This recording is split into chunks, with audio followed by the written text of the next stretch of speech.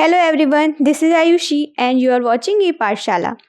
तो आज हम बात करने वाले हैं मिस्र के वरदान के बारे में। तो मिस्र का वरदान किसे कहते हैं? तो नील नदी को मिस्र का वरदान कहते हैं। और क्यों कहते हैं इसके बारे में हम आगे वीडियो में डिस्कस करने वाले हैं। तो आइए वीडियो को शुरू करते हैं।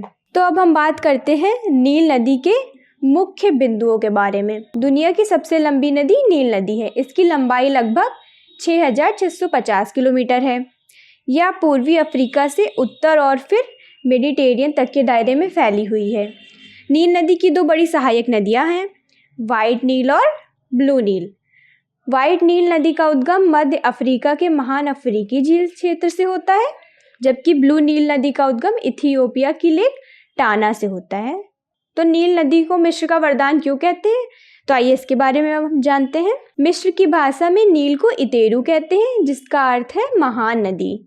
तो नील नदी की उपजाऊ मिट्टी और पर्याप्त पानी की उपलब्धता की वजह से मिस्र की ज़्यादातर आबादी को यहाँ फ़ायदा पहुँचता है।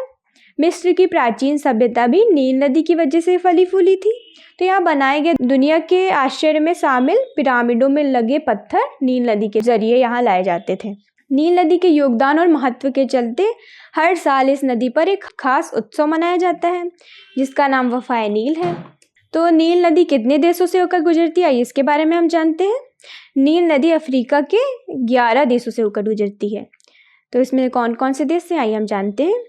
इजिप्ट यानी कि मिस्र, Eritrea, Burundi, Tanzania, Rwanda, Congo लोकतांत्रिक गणराज्य, केन्या, युगांडा, सूडान, इथियोपिया और दक्षिण सूडान। तो नील नदी पर बाढ़ का क्या प्रभाव है, इस बारे में हम बात करते हैं। हर साल सितंबर महीने में नील नदी का जल स्तर बढ़ जाता है। इस वजह से आसपास के इलाकों में बाढ़ आ जाती थी, पर शुरू में बाढ़ से नुकसान हुआ करता था। इसकी वजह से काली मिट्टी की नई परत बिछ जाती थी। काली उपजाऊ मिट्टी की नई परत बिछ जाती थी, जो फसलों की पैदावार में काफ़ी सहायता करती थी। प्राचीन मिस्र के लोग बाढ़ से आई इस मिट्टी को नील नदी का तोहफा भी कहते थे। तो प्रेजेंट टाइम में नील नदी की बाढ़ से बचने के लिए असवान डैम का भी निर्माण किया गया है, जो 1960 से 1970 के बीच बनाया गया था। नील नदी के बारे में एक रोचक तथ्य है। तो मिस्र के लोगों ने अपना कैलेंडर भी नील नदी के हिसाब से बनाया हुआ था। उन्होंने कैलेंडर को 3 मौसमों में बांटा हुआ था। तो जिसका पहला मौसम नील नदी की बाढ़ के समय तक रहता था।